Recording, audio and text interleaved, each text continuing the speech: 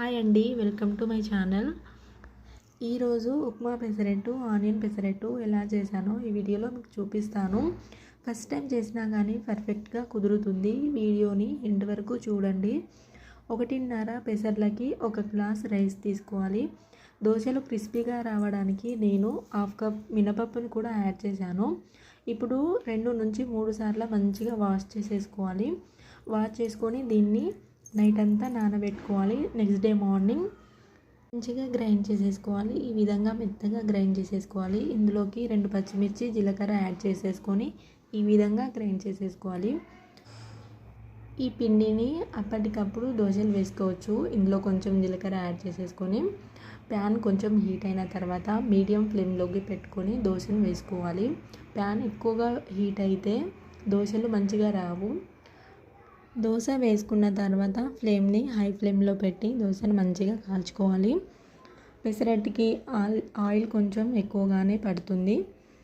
Oil apply చేసుకున్న తర్వాత సన్నగా తరిగిన పచ్చిమిర్చి, ఆనియన్స్ని చుట్టూ ఇట్లా వేసుకోవాలి.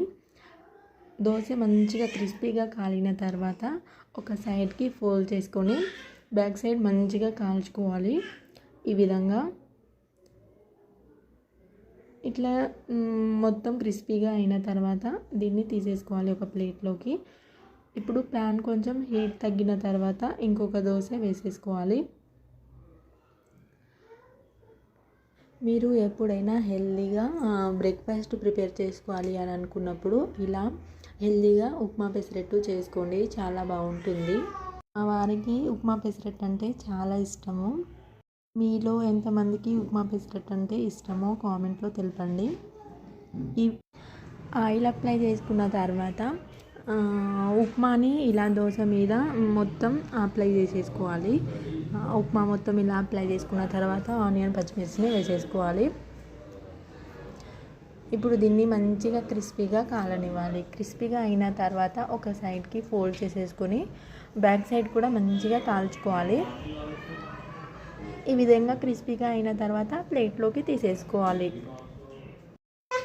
ఈ వీడియో మీకు ఎలా అనిపించిందో కామెంట్లో తెలపండి. ఈ పెసరట్టుని అల్లం చట్నీతో తింటే కనుక చాలా బాగుంటుంది. మీలో ఎంతమందికి అల్లం చట్నీ ఇష్టమో కామెంట్లో తెలపండి. చాలా చాలా బాగుంది పెసరట్టు. మీకు ఎలా అనిపించింది ఈ వీడియో కామెంట్లో తెలపండి. Thank you for watching. For more videos.